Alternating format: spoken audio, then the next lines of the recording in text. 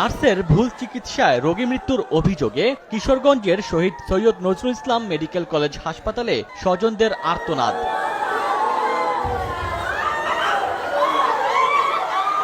হাসপাতালে হার্নিয়া অপারেশনের জন্য ভর্তি হন মল্লিক ও জহির নামে দুই রোগী। বুধবার সকালে তাদের অপারেশন হওয়ার কথা ছিল, কিন্তু অপারেশন থিয়েটারে নেয়ার আগেই কোনো নির্দেশনা ছাড়া অ্যানেস্থেসিয়া দেন নাদিরা নামে এক নার্স। কিছুক্ষণ পর খিঁচুনি হয় ওই দুই রোগীর। কিছু বুঝে ওঠার আগেই মারা যান তারা। অ্যানেস্থেসিয়াটা আনছিল নরকিউ ওষুধটা, ওই ওষুধটা আমরা বেডের মধ্যে পাই নাই। নার্সরা তখন না বলছে যে আমরা এই ওষুধটা দেই নাই।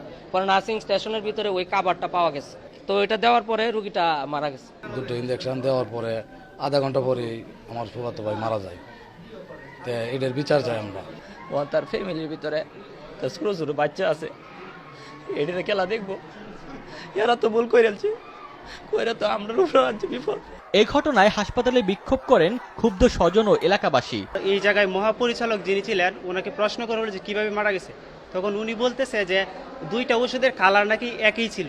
এখন আমাদের প্রশ্ন হচ্ছে তারা কি পড়াশোনা করে নাই, কালার দিকে ইনজেকশন দিবে?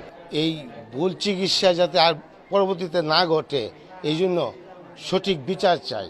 এদিকে ভুল চিকিৎসায় রোগী মৃত্যুর অভিযোগে 5 সদস্যের তদন্ত কমিটি গঠন করেছে হাসপাতাল কর্তৃপক্ষ। এই ঘটনায় অভিযুক্ত নার্সকে প্রত্যাহার করা হয়েছে। ভুলে বলেন, অন্যায় বলেন, যেটাই বলেন, আমি তো স্বীকার করে নিচ্ছি এটা ভুল হয়েছে বা অন্যায় হয়েছে। আমার লোক যে সিস্টার ইঞ্জেকশন দিয়েছে ওনার নাম হলো নাদিরা, তো অনুমান 7:30টার দিকে দিয়েছে, 8টার দিকে দুইজনেই মারা যায়। এর আগেও সৈয়দ নজরুল ইসলাম মেডিকেল কলেজ হাসপাতালে ভুল চিকিৎসায় রোগী মৃত্যুর অভিযোগ ওঠে। সময় সংবাদ, কিশোরগঞ্জ।